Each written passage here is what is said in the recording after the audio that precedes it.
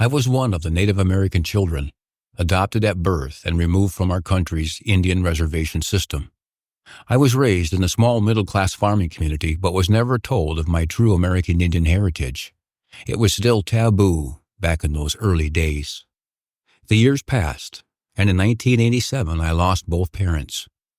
While going through their personal belongings, my wife discovered my adoption papers and she began a search. 5 years later, I was reunited with my biological Lakota family, living on the Lower Brule Sioux Indian Reservation of South Dakota. I am a son of two mothers and a product of two worlds that had collided. But I have an equal amount of love and pride for both. I'm Paul LaRush, and the stories you are about to see are an attempt to share this true American story of a hidden heritage. Oscar Howe was a pioneering American Indian artist of Yanktoni Dakota descent, renowned for his innovative contributions to Native American art. Breaking away from traditional styles, he developed a unique modernistic approach that blended indigenous themes with abstract influences.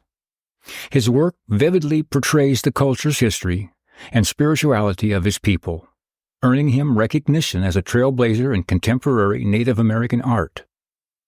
Through his vibrant paintings, Howe not only challenged stereotypes, but also inspired future generations of Native artists to explore new creative horizons. We recently paid a visit to the Oscar Howe Art Gallery, located in the University of South Dakota, to learn a little bit more about this acclaimed late American Indian artist. Here's the interview. Well, I first met Oscar in the early 70s. He had come to the university in 1957 and had a variety of hats that he wore. Partially, he was with the art department, but mostly he was with the museum, W.H. Over Museum as an assistant director, and with the Institute for Indian Studies, and also taught courses. He was the primary teacher for the fine arts. The department at that time was small, and its emphasis was on commercial art on one hand and art education on the other. And in between that, those 2 or 3 faculty would teach a few painting courses, etc., but they weren't what you would consider to be intense fine arts courses. And so Oscar was brought in to the university to establish a core for the fine arts. Things were changing in the late 50s and the early 60s. We were leaving behind emphasis on, kind of applied arts and moving into fine arts all across the nation. And so Oscar was brought in to start that. And that was a pretty lonely existence for him because at that point in time, he didn't fit the department because the other several faculty people were, by and large, they didn't know what to do with a real fine artist, and particularly somebody as abstract and modern as Oscar Howe was. And so that started a fairly lengthy experience, which is a story all in itself as to how he fit into not only the fine arts, but the university as a whole. And there are a lot of different stories with that. But I met him in the early 70s. On a number of occasions. I came down once because I was interested in seeing the department and meeting some of the faculty. At that point, he was over in Old Main. He also came to Mount Marty, where I was teaching, and gave a lecture. And we had a small exhibit of his works, so I had a chance to talk to him. I was quite struck by him. But then when I started teaching part-time here, I had a little bit more contact with him. And when I became chair, then he was one of my faculty. And so I worked, as a chair should, with trying to understand what the faculty's own personal professional goals were. And so I spent a lot of time talking to him. And I found that Oscar Howe had been caught in a seam again in terms of the development of the art department, because by the time I came, it was like the third iteration of the art department's self-identity. When he first came, it was art education and commercial art.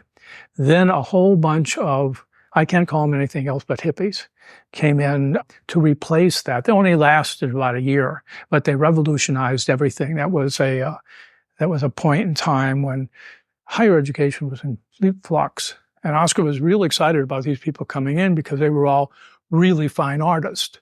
But again, they didn't know what to do with him because they were very, very pop artists, very, very, very cutting edge contemporary art.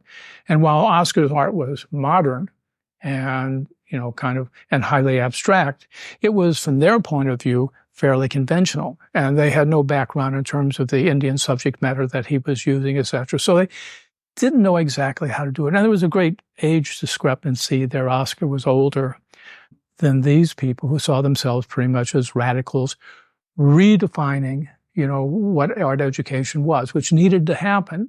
But so he found himself kind of outside of that. And then once those people left, they brought in a kind of more mainstream group of modern artists, and things kind of settled down with that, with the faculty at that point.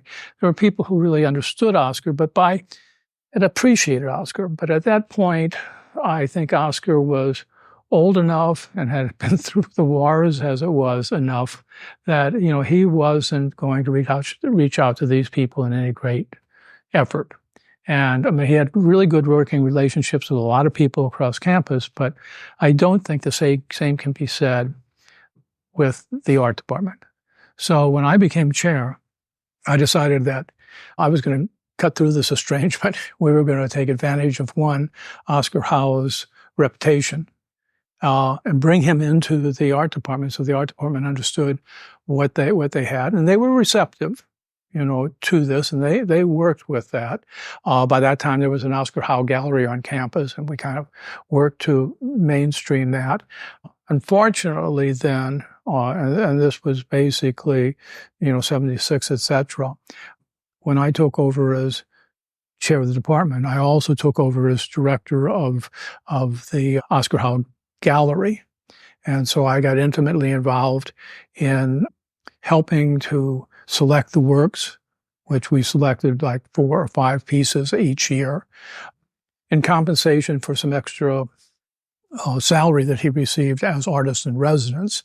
And so I would talk to he and the family, particularly Heidi, about the works we would bring in. And that kind of hooked me into deciding this was a really, really, really special man who needed and deserved a lot more attention from the university, from his peers. He may have had an international reputation at that point, and he certainly got lots of press in South Dakota.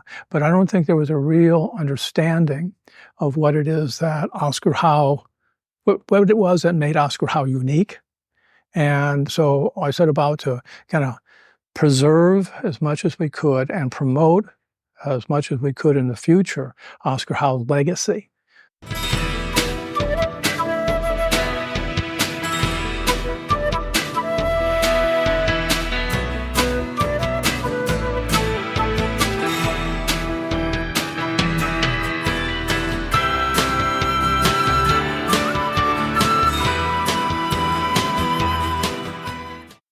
We took over this building 7 years ago. The city gave it to us for a $1 payment, and we have been working on the building ever since. We have put over about $200,000 into it, trying to restore it. Our pride and joy is the dome, and the dome was painted in 1940 by Oscar Howe. He, at that time, was not a noted Indian artist, but a young, struggling artist trying to make a nickel here and there. And for his work, he received the grand sum of $65. This was a WPA project, workman progress outfit, and they were finding jobs for people, and Oscar took this job. And it's interesting in that when he started painting, he got it all laid out, and as you can see, it's quite an intricate design, but as he got it laid out, he had to come back and start over again. He started using egg temper-based paint and painted his first bit, had to paint at night because daytime it was too hot. And when he come back the next day to start again, the paint had baked off. So he had to clean it all up and start all over again. The painting stood in as it was until 1977. Oscar had just retired down at the University of South Dakota, and his successor was Dr. John Day. Dr. Day brought his students up, and they, along with Oscar being present part of the time, restored the mural to its original beauty. And in '89, it was touched up just slightly again, but since then, it's not been touched, and it's still in excellent condition. We have Dr. Day come up and inspect the thing to make sure that if there's something going on that we should know about, we can take care of it. Oscar was born in 1915. He was born on the Crow Creek Indian Reservation right outside of Pierre, which I believe was established in, the 60s, like 1863. And it was one of those things that was created after they started dividing the Great Sioux Reservation, and this was, to a certain extent, I think it was established in response to the Sioux uprising in Minnesota of '62.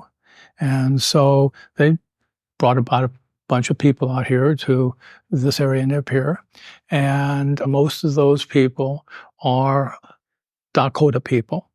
Oscar was born a Dakota speaker, and it was his first language until he got sent to boarding school. And he was born at Joe Creek on the Crow Creek Indian Reservation, which is, even by, I think, reservation standards at the time, really out of the way. Relatively small community, that's stuck way back. And so he grew up in a very, very traditional community, and where everybody spoke Dakota, and he basically was with a generation, included his grandmother and many older relatives who had known life on the plains when it was uninhibited. When the Great Sioux Reservation took everything, from the river all the way out. So it was not much of a change in the terms of the way that people lived.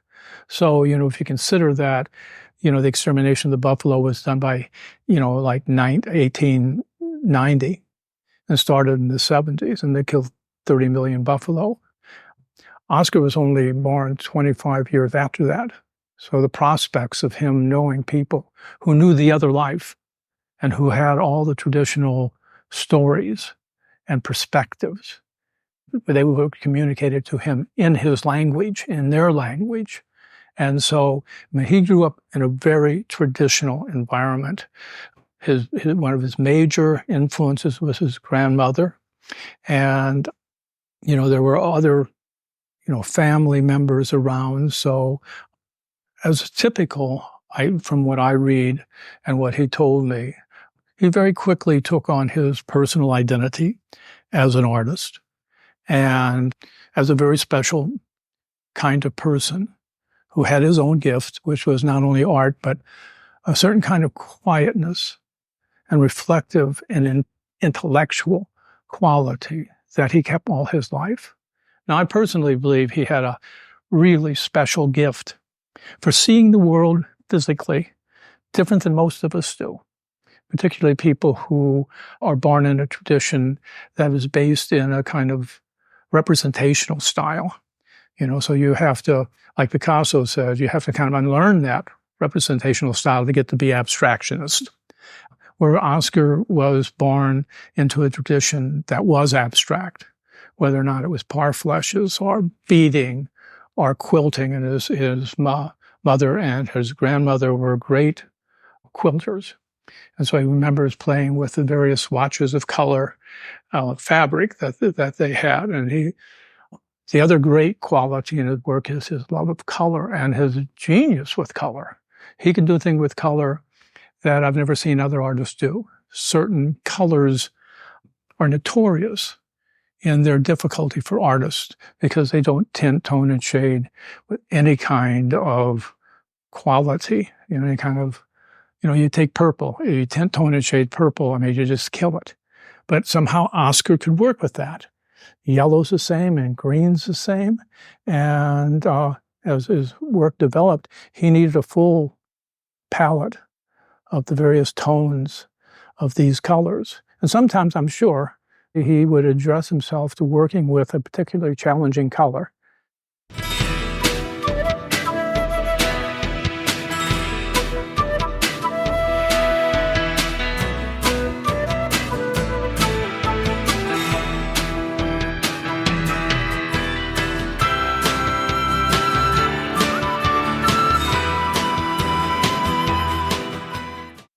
Oscar has a very recognizable style, so much so that most people have not even tried to copy it, because as soon as you see somebody who's working in the Oscar Howe style, people will go, Oscar Howe. And so even the people that he trained here, who had similar backgrounds and interests, shy away from, once they're no longer students, shy away from using his style. But his style was, highly personal. And I think it was intuitive with him. He started doing like almost all of us who are artists, he started drawing, fairly realistic things around you that, you draw the things that you love, like in his case it was horses. You draw cartoons and you draw the kinds of things that graphic designers give us to look at, In that case, it was like Art Nouveau and those sorts of things. But, he was always trying to develop his personal style. And when he went to Santa Fe as a young boy, well, not so young, but he just finished ninth grade at the Pure Indian School. And he had some starts and fits, and, he got through in about 10 years. So he graduated there about 18. And it was unclear exactly how he got to go to Santa Fe. But there was something very special happening in Santa Fe right around that time. In 1935, a woman by the name of Dorothy Dunn Kramer took advantage of a change in government educational policy towards the education of Indian people. Based on the Merriam Report from 28, there was a slow change in BIA schools towards letting Native people depend on their own culture more. So art became incorporated again, whereas for a long time art wasn't taught. And so she, at the Santa Fe Indian School, she was an art teacher. She came out of the Chicago Art Institute. She established a program there that was to die for. I mean, it was really revolutionary. 5 years, she totally remade, the conception of Indian art and gave it a professional basis and a professional look. It was called the studio style. Later, it just continued on and on and on ad nauseum. And, people now refer to it as a Bambi school and those kinds of things because it became, like any style, too self-focused. Okay? And it was certainly dominated by the Southwest because that's where the school was. The majority of the students that went there were from the Southwest. And so, and this art program was kind of set off, given its own place.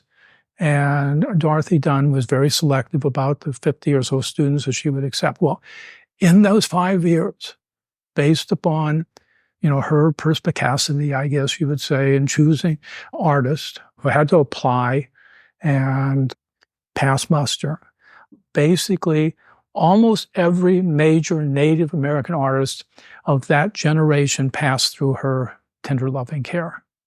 And so, as Alan Hauser or Paprita Velarde or any of those sorts of people, I mean, she established space. Well, in doing that, she also established what was emerging as an Indian style: watercolor and paper, flat, outlined figures, no spatial references, minimum landscape, if any.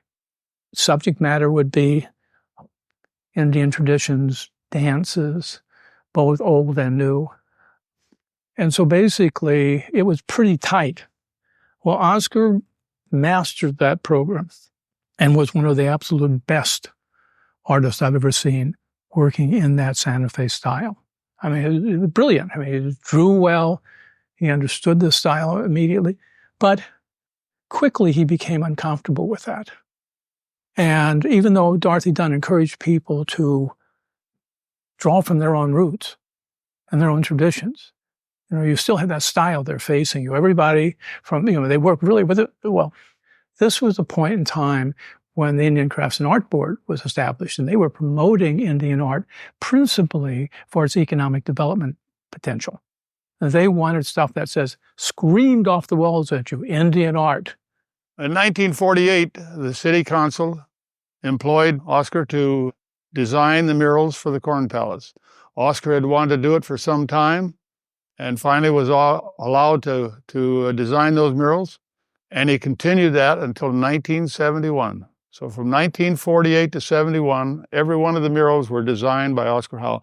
Not only did he design the murals, but he oversaw the building or the putting the corn on each of them, because things have a way of changing. When they get up on the wall, they didn't look quite like they did in the design. Oscar had to be there to oversee that operation, make sure it was right. And then, is there like a theme? You know, Oscar, I think, had to be, and still is, an inspiration to many Indian people. If you read his life history, he had a very tough life. And living on the reservation schools were very difficult to him. And it took a while for people to understand what his art was all about. The thing virtually sings to you. I mean, because you're looking at his work, you're going into depth and bouncing out as kind of like Hans Hofmann's push-pull thing. You know, he's really creating a space that didn't exist before in Indian art and was fairly rare in American modernism at that point in time. So he was, I would say, the best kind of combination of a unique artist with a unique vision and an educated artist who knew what was going on, both in the traditional world and in the contemporary world. You know, what he means to the city of Mitchell, a lot of people probably, like anybody else, wouldn't know who he was or much about him. But to people that have been involved in the history of Mitchell, the history of the Corn Palace was everything. The people that decorated the palace over the years, there really haven't been very many. And Oscar did it longer than anybody did. And he is, to me, the most noted artist we have in Mitchell.